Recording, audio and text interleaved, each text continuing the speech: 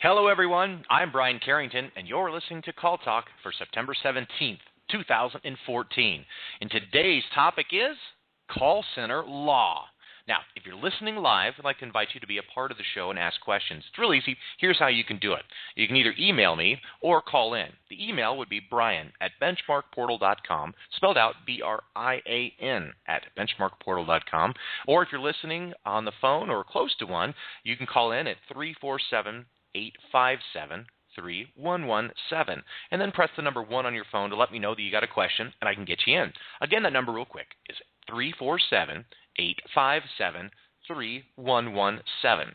So, also need to remind you that all of our shows are archived and available to listen to at any time is convenient for you at our website, at benchmarkportal.com. Just navigate to our archive section for Call Talk, and away you go. There's a lot of good stuff in there. But speaking of good stuff, let's get on our way for today's show. And I want to introduce you, the host of Call Talk, Mr. Bruce Belfiore.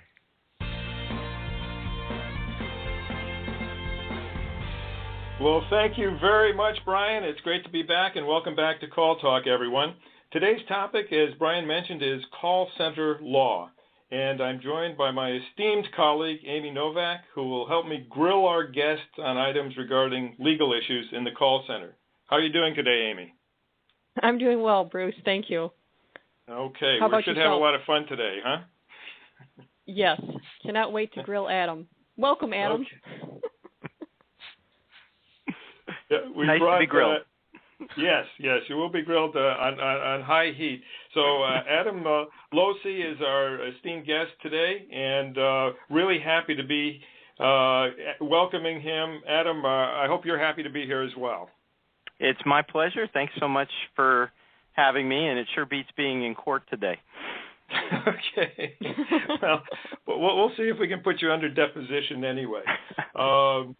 Adam Losey is an internationally recognized attorney, author, and educator in the field of technology law, and he represents a number of Fortune 100 companies in high-stakes, complex litigation across the country that involve a lot of challenging issues at the intersection of law and technology.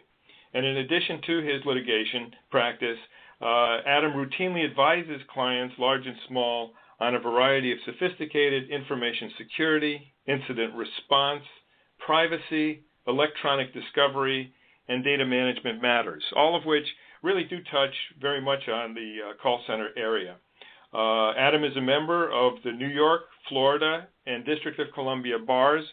So, Adam, I guess you're welcome in bars all up and down the East Coast, right? I am, except for the ones where I have outstanding tabs. That's right. Okay. Exactly. And actually, I don't admit this very often, but actually, I'm a brother lawyer myself. I'm a member of the Connecticut bar, so I only get to go into one. And haven't practiced in years, but remain a member in good standing. And maybe I'm a member in good standing because I haven't practiced in years. In any event. Adam, let's dive right into it. What are some of the top legal issues and pitfalls that you see call centers falling into?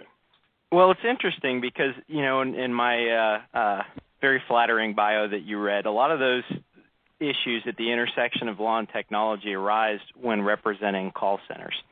And also I think there's a lawyer rule. Before a lawyer can ever talk on a radio show, they have to give the disclaimer that I'm about to give, which is nothing I'm talking about here is direct legal advice, and everything I say is my opinion and my analysis of some of these issues, not necessarily those of the firm that employs me. I forgot about that at the beginning. But the biggest legal issue and pitfall, the real hot one right now, has to do with privacy and something called SIPA. Have you ever heard of the acronym SIPA? Yes. The California Invasion of Privacy Act is the one that we see it come up with a lot with call centers. And some folks kind of viewed this as an arcane portion of the California Penal Code that was enacted a long time ago. But lately, it has really been utilized a lot by plaintiffs' lawyers in California. And the real simple version of SIPA is it prohibits doing things like recording a telephone call when somebody doesn't consent to it being recorded or doesn't have an objectively reasonable expectation of privacy. So, if I just call you up on the telephone and I'm talking to you and record it, SIPA prohibits me from doing that. California is a two-party or all-party consent state, and as many of your listeners may know, not every state is like that. Some states, just one person needs to know. But California has a lot of law that drags out-of-state companies in if they call anybody in California. And if you're operating a national business or a national call center, you're frequently calling to California. And SIPA is kind of a big deal because the statute provides for $5,000 in statutory damages, or I think double or treble actual damages, for recording one of these calls when you don't have consent. And there's been some case law saying even if you suffered no damages whatsoever, you might be liable for $5,000 a pop. You can see, of course, how this can be a big problem. If you get 1,000 calls and you don't provide the consent warning, then that's $5 million, right? Or 10,000 calls, you've got $50 million on the line. So there's very, very high exposure for SIPA violations, and you see them a lot in weird contexts. For example, tu habla español, Bruce? Sí, un poquito. Yo hablo más l'italiano. Okay. Tu parles français? Oui. Oh, geez, you speak Erigo gawa kariwaka. No.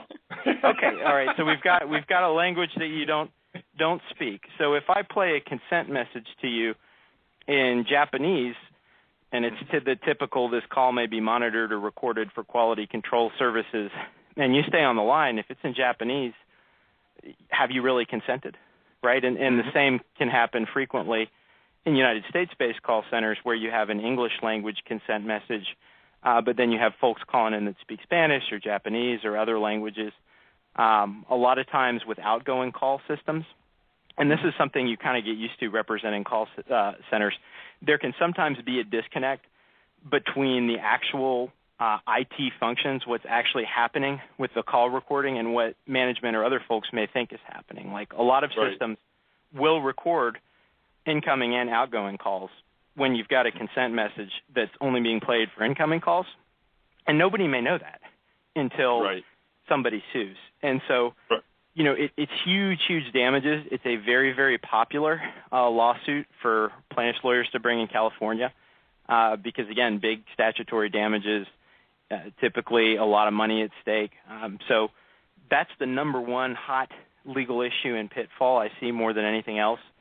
And I recommend call centers, anybody of any size that ever deals with anybody in California, take a look at SIPA and take a look at your systems and make sure that you're not exposing yourself to a lawsuit.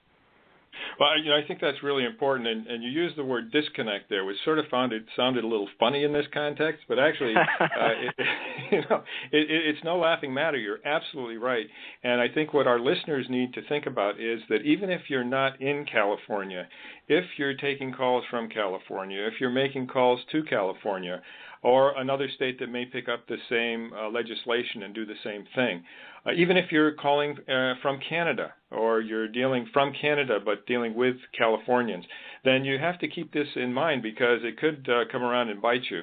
And the connect you need to have between your IT people, your outgoing people, et cetera, so that you have the bases covered is extremely important. And I think you laid it out very well there, Adam, that it's something that we as managers, and most of the people who listen to this show are call center managers, we sometimes, or call center managers want to hide from certain issues. Technology oftentimes scares them, finance scares them, and the law scares them.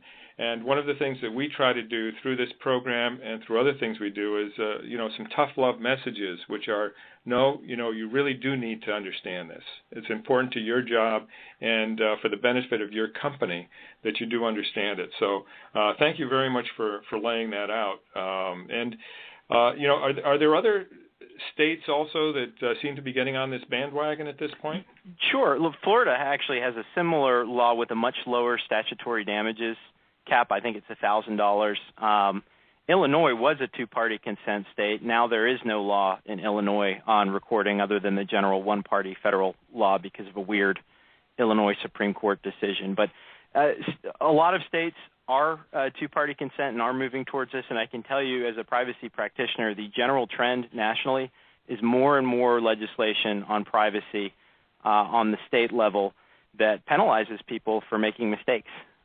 So, yeah, certainly even if you're not calling into California, it's something you should worry about. And, you know, I love how you say that the ostrich approach, as I call it, putting the head in the sand. SIPA and other things, it is very, very dangerous because it's such a big landmine, right? Like some legal things, if you don't pay great attention to them, sure, it makes lawyers like me go crazy, but it's not like a business-ending consequence. For major SIPA violations, it is a business-ending consequence in some ways. I mean, you can easily get to the 8-9-figure damages amounts, which will shut a lot of call centers down. Wow. Okay, so there's a warning out there. If you take nothing else away from this show, and I'm sure there's much else that you will, keep that in mind. Have your antennae up to these sensitive issues. Are there any other things that call center managers should be aware of when establishing their monitoring, recording, data management policies, in addition to the things that you've just talked about, Adam? Yeah, and I mean, part of the frustration when you have a client that has a lot of liability here is some of the fixes to make sure that there's consent and things are managed correctly are actually pretty easy if you just pay attention to them. So for incoming calls, it's fairly easy to manage. You just need your standard, this call may be monitored or recorded for quality control purposes, or something to that effect. There's no special magic about those words. And make sure that it jives with the language. That is a very common point that people overlook. So if you have Spanish-speaking reps, at least have part of their training be they give the consent message in Spanish. For outgoing calls, it's really tricky. And there's a lot of policies and ways to do it. You can have an automated recording for the outgoing calls, but how do you address issues like, if they're calling someone in Hungarian? Is your outgoing call message going to play all those languages, or are you going to train the reps up? So outgoing calls, I'm typically less comfortable with recording unless you have good policies in place. Incoming is a little bit easier. And again, it's just really important to make sure that your IT folks talk to your business folks who talk to the legal folks, and that everybody's part of the discussion. Wonderful. Adam, actually, I have a couple questions for you, but before I ask, I wanted to preface that with this show is actually being recorded for quality and control purposes. And so before I go ahead and ask my question, I wanted to make certain you are well aware you're being recorded. Sure, and this is a great example of an objectively reasonable expectation of privacy. Since I'm on a radio show, and there was a little message at the beginning saying that I was calling into a radio show, even though there wasn't a consent message, I can bet dime to a dollar if a California court saw me suing for this, they'd say, no, you didn't have an objectively reasonable expectation of privacy when you called into a radio show. So, again, there's no magic in the language, but if you get a cold call from somebody saying, hi, I'm calling from X company about whatever, a lot of California courts would say, yes, you have an objectively reasonable expectation of privacy if you get a call like that as opposed to calling into a radio show. Yep, it's sort of like getting on a bus. You don't have a reasonable expectation that nobody might touch you or bump into you or something like that. You're getting on a bus. You know that might happen. You're assuming that responsibility when you do it, and it's very different than if there's a situation where you have a reasonable expectation of the privacy, and then that's somehow violated. So yeah, back over to you, Amy. Thank you, Bruce. Adam, as you are in the process of working with potential clients that are contact call centers, are there any items, obviously, which you could share that could be a standout or a potential legal risk that may not necessarily be thought of proactively when a contact or call center is planning to implement processes? Sure, and the big other one in the tech space, aside from privacy, is kind of a corollary of privacy. It's information security. Call centers will often handle a lot of what the legal term of art is personally identifiable information or protected health information, PII or PHI, one of which is governed by HIPAA, the other of which is governed by this smorgasbord of state laws about data breaches. Essentially, the CliffsNotes version is almost every state in the union has a law about what you need to do and what has to happen if you have unauthorized access to personally identifiable information. Stuff like Social Security numbers, credit card information, if it's coupled with something else that enables access, like a PIN number, things like that. And if that information gets out, you can actually have pretty huge liability.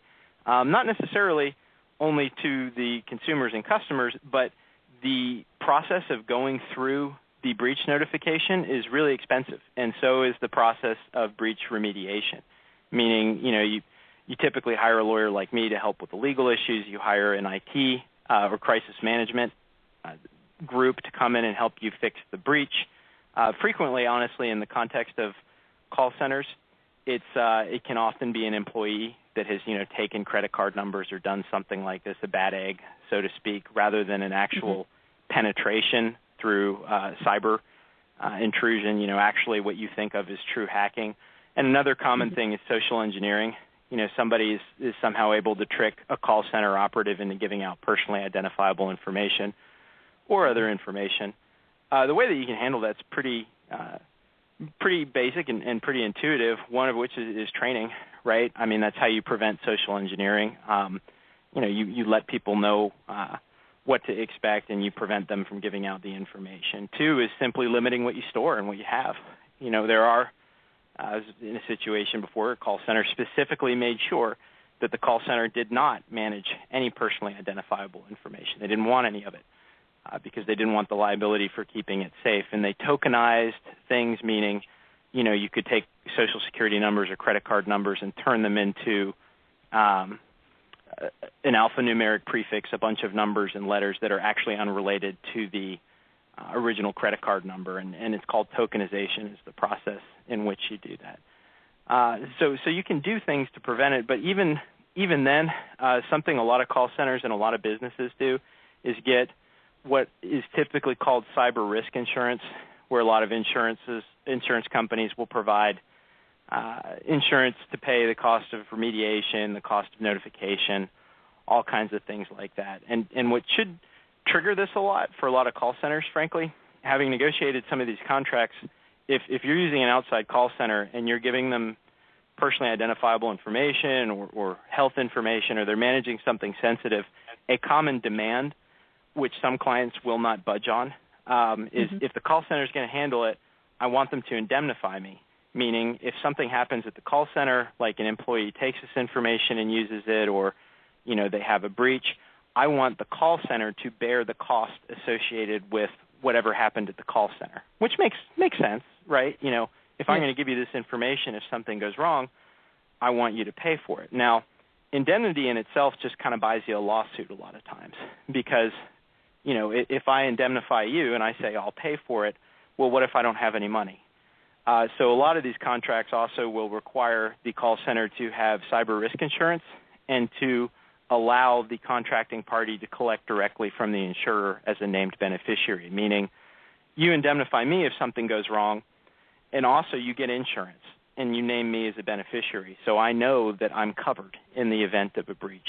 And that's at least in my anecdotal experience, that's a fairly new thing, and it's something a lot of people don't budge on a lot because, you've seen Target, you've seen a lot of other companies that have had these huge data breaches that not only are expensive, but they kill them in the PR perspective. I mean, it's rightly or wrongly hurt their image, and the breaches rarely come about at the company. Target's was through an HVAC vendor. Did you know that? I had no involvement with the actual breach remediation. I've just read in publicly available media that the entry vector, where they got into Target was through their air conditioning or a air conditioning vendor. So you see a lot of vendors are the vector point for big breaches. And so because of that, most big companies are very sensitive to making sure that they're protected. If, a call center or another vendor has some kind of a breach. And just the way call centers are, a lot of them do have to handle this kind of protected information. Well, you do bring up a few great points there when call centers are looking at implementing processes with data that is sensitive in nature that you brought up for the PHI information. It's just making certain if they can limit what they're storing and or what they're providing visually to their agents to, consider that, make certain they have that proper training. But a new item even to myself is that cyber risk insurance. And so I'm certain those managers that are listening to this session of Call Talk will, most likely want to take a look into that at their shops internally to see if they have that cyber risk insurance. So that is a nice little tidbit there for folks to go ahead and take a look at to that next level to ensure they have that proper, coverage legally. And another thing, too, is sometimes, and I should clarify, there are some umbrella policies that might name it, but more typically there are very specific cyber risk policies that have, a typical small policy will have, about $1 million to, upwards of $50 million in coverage for all kinds of stuff. Mm-hmm. There's also an article that we did in a Contact Center 101 article that we did on data architecture security issues that was written with an expert named Tony Grimshaw. And he brought up some of the same issues that you're bringing up, Adam, and that are really very important. And again, that sometimes we want to stick our head in the sand, but we shouldn't. We don't have to become experts. Nobody's asking you to become, a expert on the level of Adam Losey. But on the other hand, if you're familiar with the issues and can actually, deal with those issues with your company and with your colleagues, then you'll be more of an asset to your company overall. And it will help also with the risk management aspects of your call center and your company. One of the things that I've seen in the past, for instance, is that the risk management component of what call centers do is oftentimes undervalued. And because it's undervalued, it's not properly optimized. So there was one center, for instance, dealing with very dangerous chemicals. They would get calls every once in a while from somebody who spilled those chemicals, didn't know what to do because they hadn't properly prepared. And that call center probably saved the reputation and the treasury of that company, tons, because of the fact that they really did know how to respond very well. And and that brings in also the idea of training for your people. Your people are the ones at the end of the day who are going to be operative, using your knowledge management systems, who are going to be able to implement whatever it is in terms of knowledge and in terms of policies that are important. Adam, maybe you could tell us a little bit from your experience. When we train our people, for instance, in these policies that have to do with HIPAA, PII, et cetera, that should all be well documented, shouldn't it? And the fact that we have a curriculum for it should be, kept so that it can be used in the future to prove that we did certain things that may help out in terms of our company's litigation and, in fact, in terms of our own jobs. Would you want to comment on that at all? I agree, absolutely. And I'd even go further than that and say, depending on what you're doing, if you're a merchant accepting credit cards, for example, you need to be PCI compliant, if you've ever heard of that acronym. And it's one of many things where there are requirements, mostly contractual requirements. PCI is in the context of various contracts with payment processors and banks that actually require you to take certain measures regarding data security. So on top of it being a good idea, a lot of businesses sometimes will suddenly realize with the demand letter that, oh gosh, we're under a microscope to see what we're doing for data security and for our policies because there's a contract we've signed that requires us to do it that we never really paid attention to. So yeah, absolutely. And then one quick comment too I'd make earlier talking about the risk management being on the back end. I think an important business consideration is that how you manage risk and how you handle these issues can actually be a really good marketing tool. I've seen some call centers market very successfully by focusing on companies that they know are attuned to these issues. Data security is a big issue now, a business issue for most companies. And if they're trying to get business from a big company, an effective marketing technique is to tell and show them how well you handle data security. And we are not going to be the attack vector where someone gets access to your information and will indemnify you and will back it up with insurance if you want. So it can be an effective marketing tool as well. Mm-hmm. Okay, take what is a potential problem and turn it into, in fact, an asset for you in your quest to get business, particularly on the part of outsourcers in this case, I would think. Absolutely. Right. Okay. Well, Adam, I did have one other question, if you don't mind. And for those that are listening in who may be, managing or overseeing call center operations, I was hoping we might be able to provide, with your expertise, one legal tip.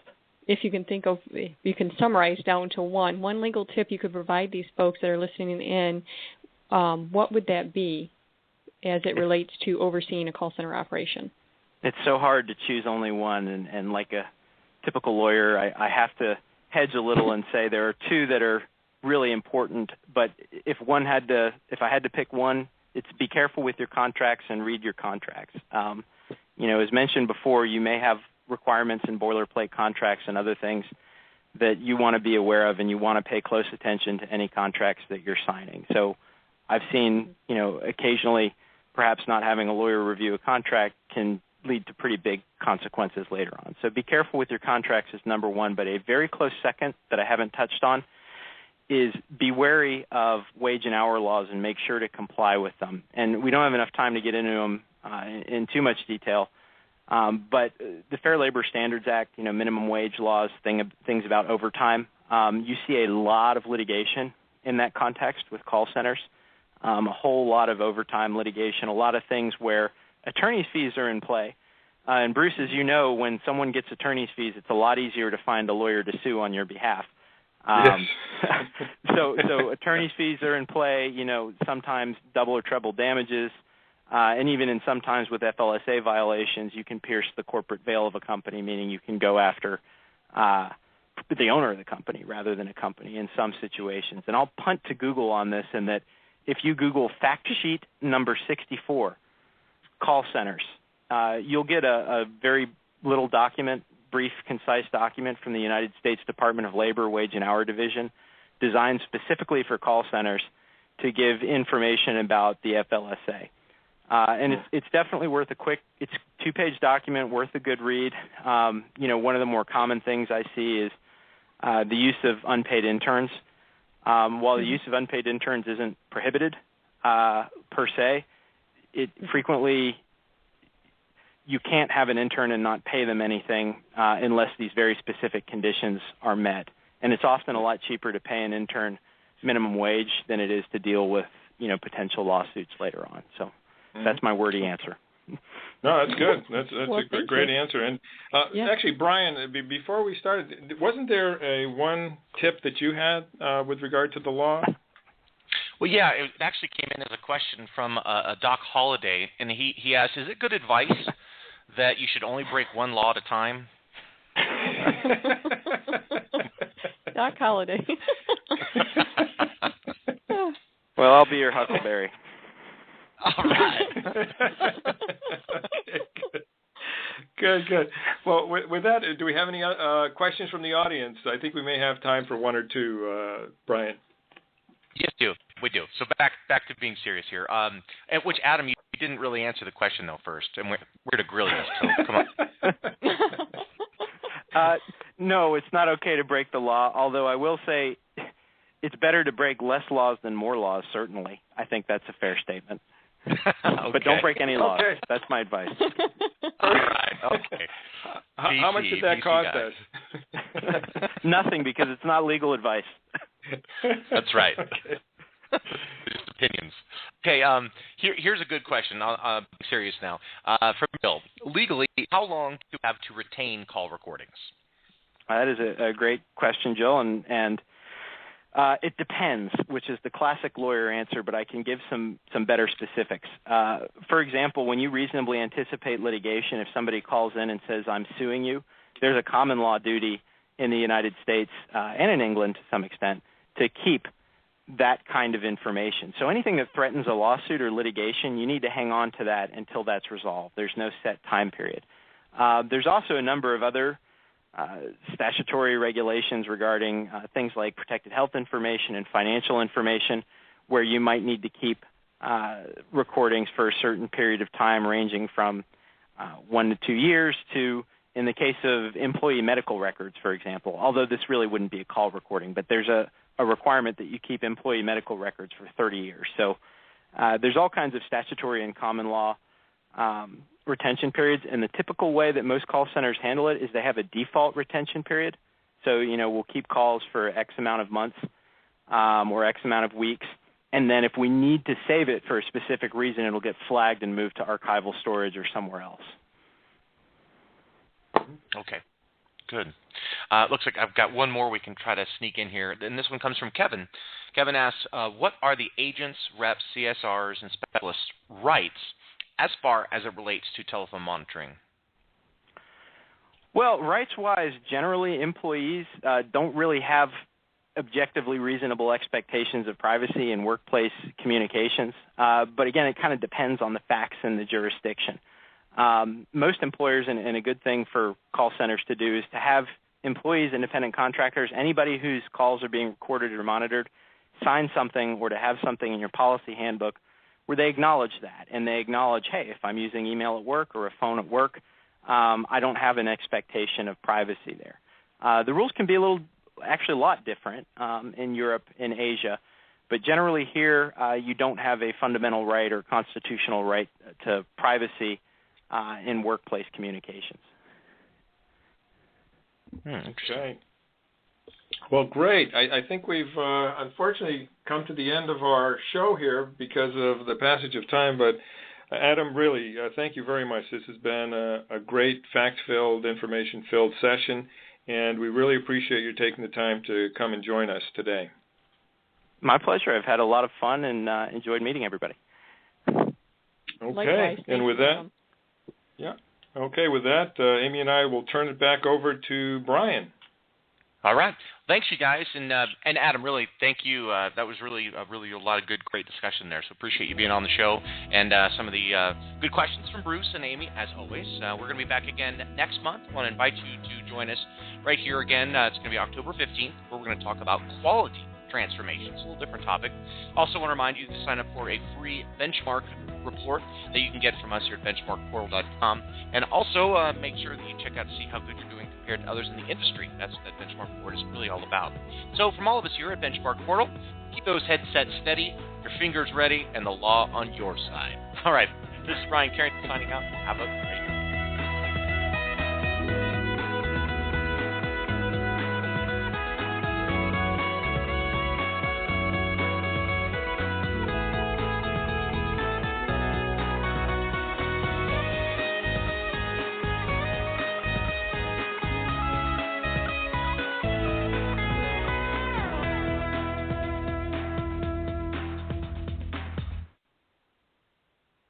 All right, that's it. Have a great day.